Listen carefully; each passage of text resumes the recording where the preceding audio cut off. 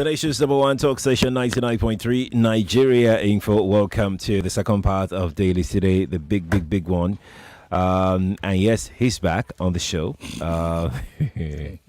I'm Sheriff Quadry. Back to crisis. Good morning, everybody. My name is Jimi. This is good to be back. How was your holiday? It was beautiful. I was off social media. Yeah. I spent a lot of time with my two rascally grandsons. I just chilled, and I recommend to everybody at some point just let go. Just let go. I enjoyed nature. Within the means that I could. I enjoyed a lot of nature. I had a very peaceful vacation, and all that was wiped out on arrival.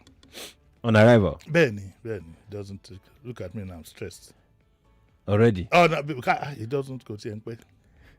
You're probably fresher than I am. I mean, how do you explain what you were talking about this morning? I watched it from Saturday. I had been back over the weekend. I was in the studio on Saturday, and I'd been following this story. And everybody involved is a letdown. Not unexpected, but you will think that, you see, when we, in the course of this election, we were highlighting some of the things that we were seeing. Yeah. I think I remember telling you that unless we find a way to nip this in the bud, there will be progression. How can a wreck do what that man did? How can a responsible adult? No excuse in the world can justify it. None. Even if he felt his subordinate was not doing the job, at least you will explain and say, this is why I am doing this. Nothing. And when I listen to you, might as well go into the story itself, because that's our first story. Yes, let's just go into it. When I was listening to you this morning, I wished I could call in to explain something. People need to sit back and watch that scenario again. That man was under some kind of pressure. Was he being blackmailed? Had he been financially compromised? There are some rumors making the rounds that maybe he took some 2 billion somewhere. These rumors always come about when it comes to elections. Money go pari passu. They are twins. They go side by side. But if you look at the man himself was under pressure. So the questions that journalists need to ask is whose interest was who put him there in the first place? Who are his masters? If you look, what I saw that he did, my reading was that, look, I've done what you told me to do. You guys go and clear the mess. And as soon as I saw that, only to hear that he was suspended, I knew that there's more than meets the eye. That guy is representing some extremely powerful interests in this country. And the new thing in town, the new thinking in the bloc amongst the politicians is that I will do what I have to do. You can go to the court and settle whatever it is. So he played his part. Maybe the people who were supposed to follow suit, he couldn't have done it alone. Unless you want to take him for some analysis, he was representing an interest. And from his face and his manner, when they were telling him, you can't do this, and he knew that he couldn't do this. You understand what I'm saying? He said, well, I've done it, and that's it. That was the reading that I got from him. And it's very, very unfortunate. What is even more unfortunate is that Festus Keyamo forgets that he's the spokesperson of the Presidential Council of the APC. And he should have been a bit more careful before bringing out the tweet of congratulations.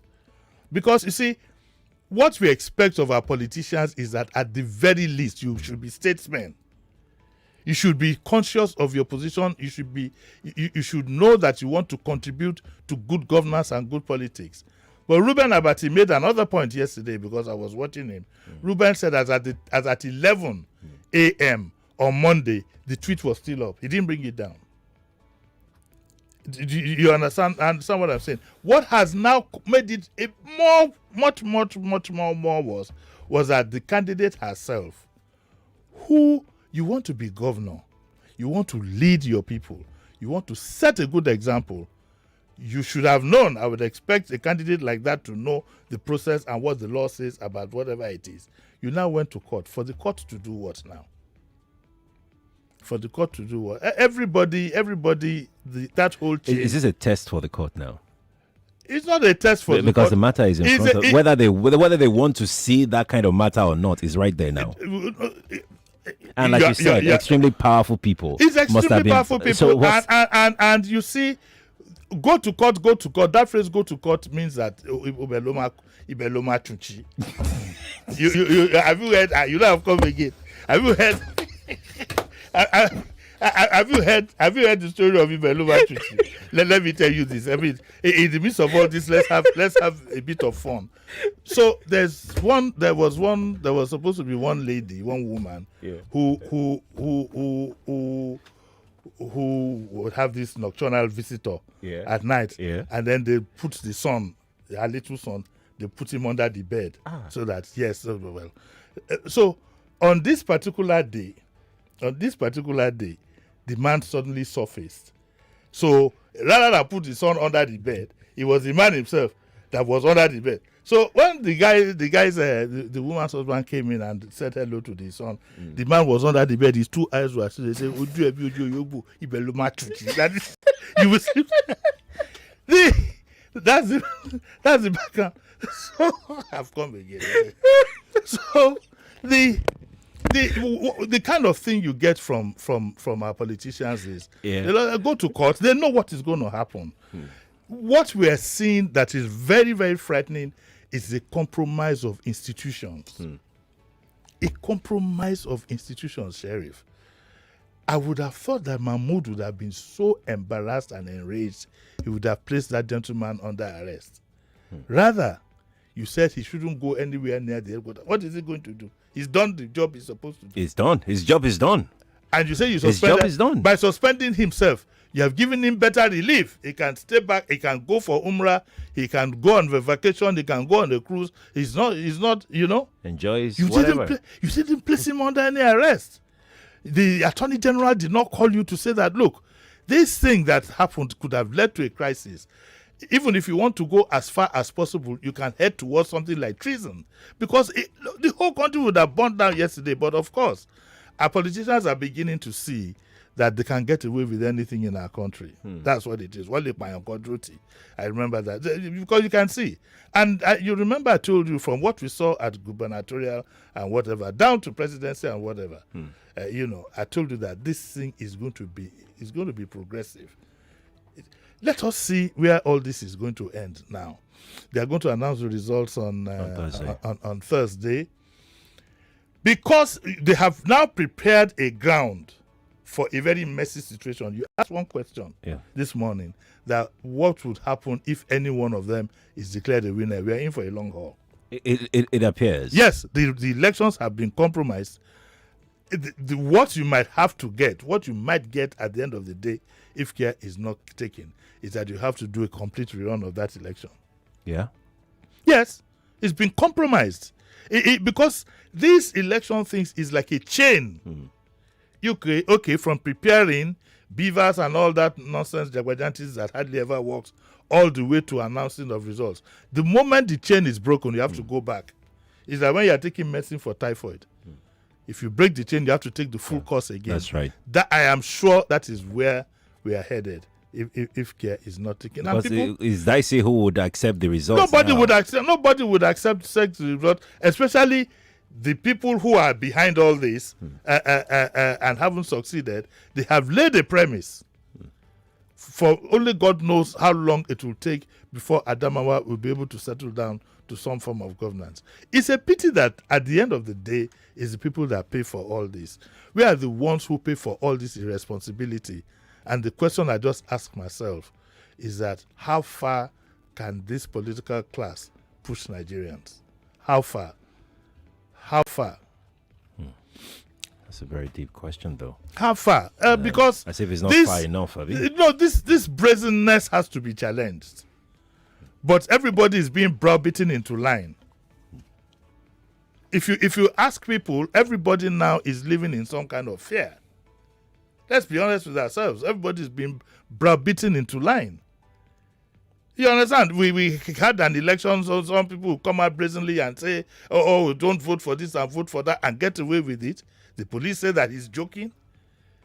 You have a commissioner of police who says there's child voting going on in his presence, and he says he cannot distinguish between a child and an adult. CP. Compromises down the line.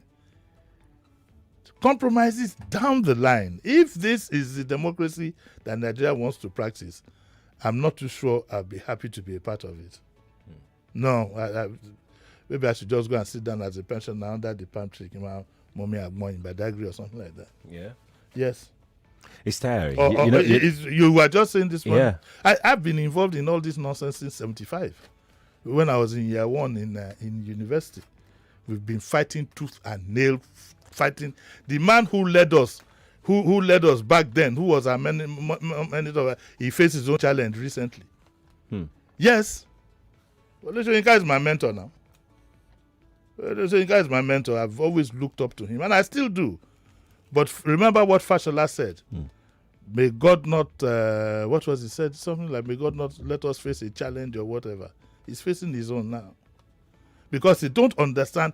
A lot of the people in my generation and above don't understand or appreciate or fail to appreciate what it is to have good and peaceful governance in a country. And that's why the country is where it is now. Things are bad worldwide, understandably. And the social media has now not helped.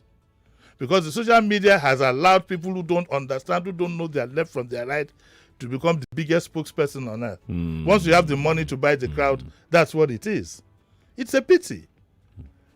Because look, after the campaign that we had, all these elections that we have, Sheriff, can you name one striking issue that came up that you can say you are looking forward to in May 29? Let me give you an example.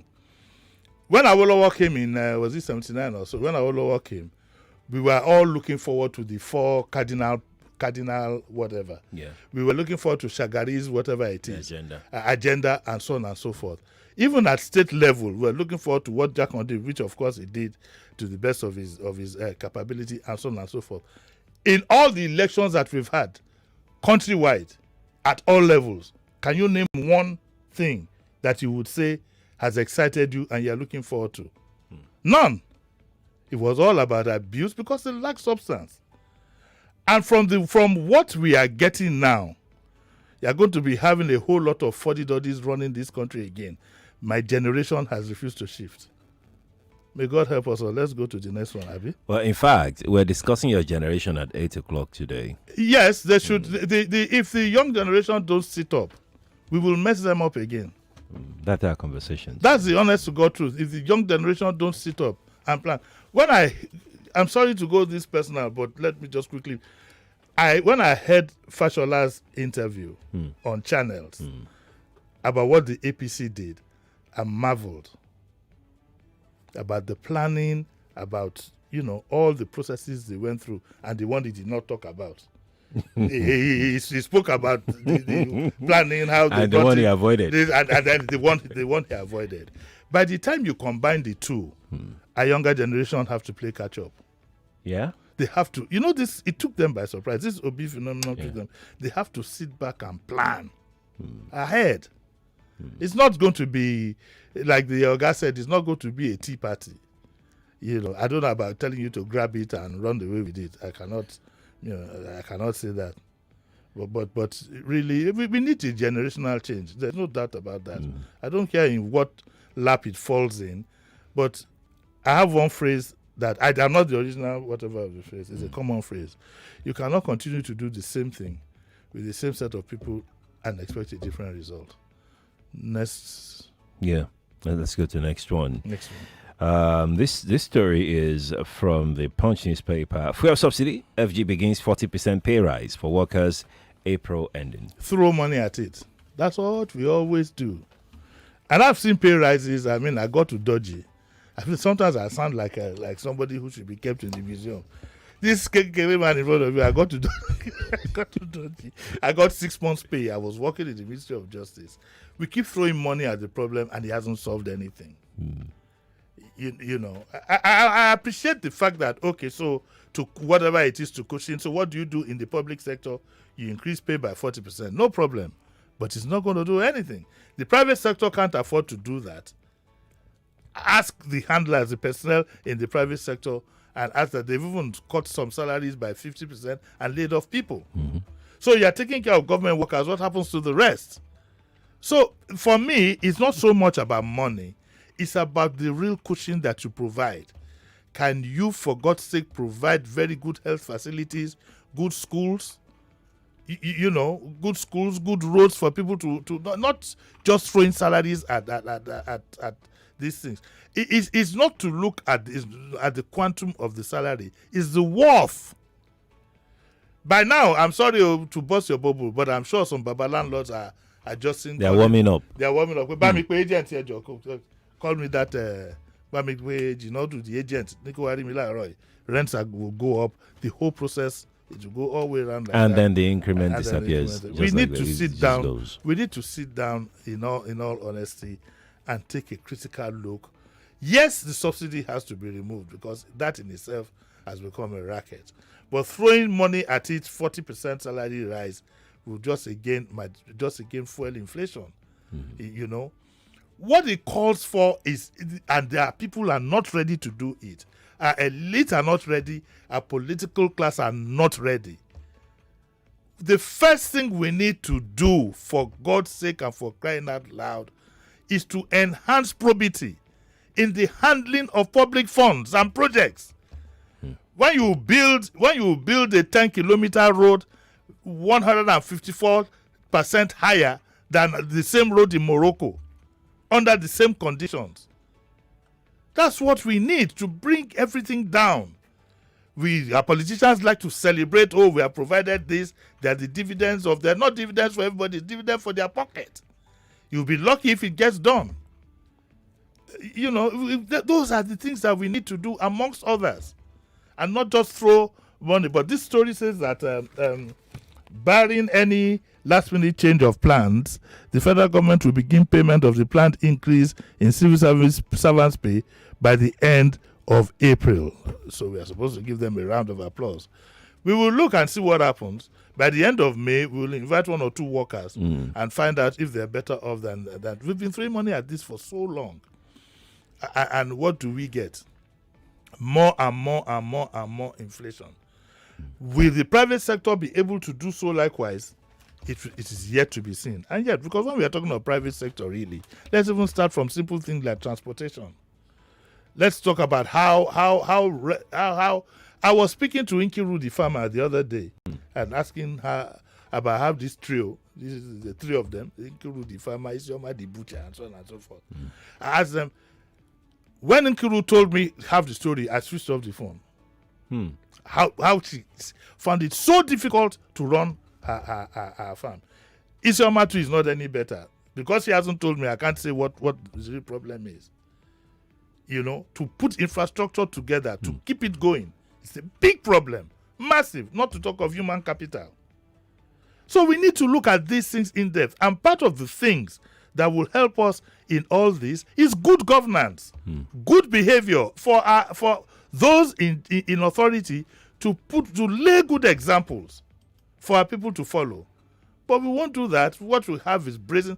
The kind of brazenness we have now, believe you me, Sheriff, I've been in military government for so long, is even worse than what we had in military government. Military governments were more stable than what we have now in terms of stability in governing. What we have is, to a large extent, is not governance in Nigeria now. What we have is racketeering across the board. Across the board. We see it every day. We feel it every day. And all of us seem to be handicapped. So, but that's the story here.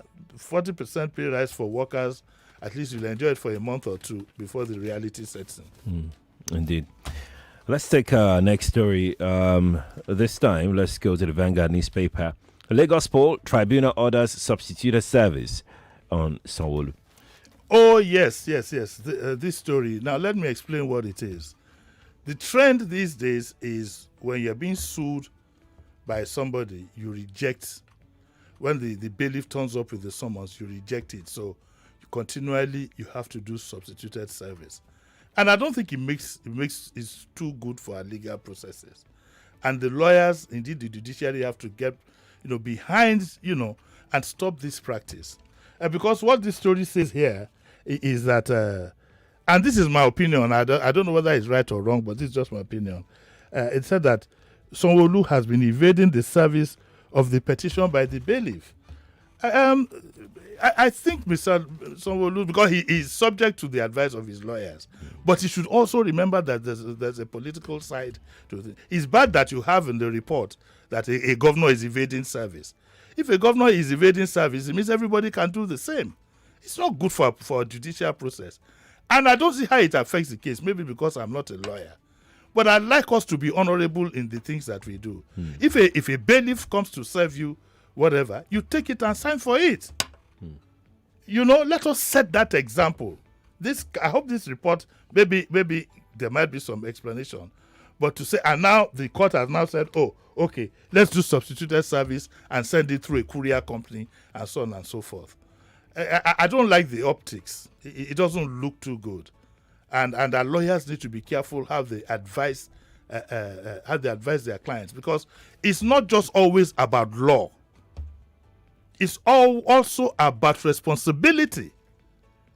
There was an election. We are going to have a tribunal. They're going to serve the summons. Whether they serve it, whether you take it or not, the case is going to go on. So let us use this. Let him sacrifice whatever it is to lay a good example, so that all this brazenness, that we seem to perceive, will be a thing of the past. That's why I thought to highlight it has nothing to do with the case. This case is still on. I wish whoever wins, whatever it is. But I just didn't like this optics of saying that the governor. It happened even in all the tribunals. They would refuse to. A bailiff is supposed to be a very powerful court official and should be respected. Part of the respect means allowing him in, and you take whatever it is that is brought and you sign for it. I don't know. So that's as far as that goes. Okay. So talking about law, though, there's a Justice Idigbe centenary that is coming up. The CGN, Fashola, Makiaki, and Azinge would be attending. And another good news here: the federal government has begun the registration of jobless persons in Lagos. I hope this has nothing to do with the money they were thinking of distributing, like the e-money or whatever it was called. E-money, that's the name of the celebrity. No, that's not that e-money, Ojari. This one that Oshibajo... trader money, farmer money, whatever. I understand they're getting some money. Is it from the World Bank or whatever? It's a racket. We shouldn't allow them to do that. Please put the money, but if you say to put the money into development, it will go into, I don't even know, any which way. Did you see your face? Eddie. Like you can't even stop themselves. Whatever they want to do. Because where you can give, and let me tell you, this monetary intervention is done in drastic situations, like it happened during COVID, and it's done in a well-structured where you people pay their taxes through the bank or get their benefits through the bank, so you can just pump the money. But this one that you go to the market and say trade that money, there'll be more estates in Abuja. Yeah. Okay, Sheriff, it's good to be back. It's good to have you back. It's really good to have you back. Yes. I mean, look, man, I'm tired. To be very, I told you off air. Like I am. Yeah. Who wouldn't be? I am. Who would have been? I'm drained. really exhausted. I've been drained now. Look what you know what crowned it all for me? That nonsense that happened in Adamawa. Like I kept thinking like how? What crowned it up for me was the nonsense that happened in Lagos. Yeah. Because the ripples are still there. The ripples of the ethnic crisis that has been created is still there. It's not going away. And it's reverberated all over the world. I traveled during my vacation now. It reverberated all over the world. Imagine that. Yes. So this one was just like icing. After you have baked a nonsense cake, you now put icing on top of it. We do things without realizing the full implications. Yes, we do things in a hurry. If you look at that wreck, if you look at the video again, say, well, he declared it. No figure, no number, nothing.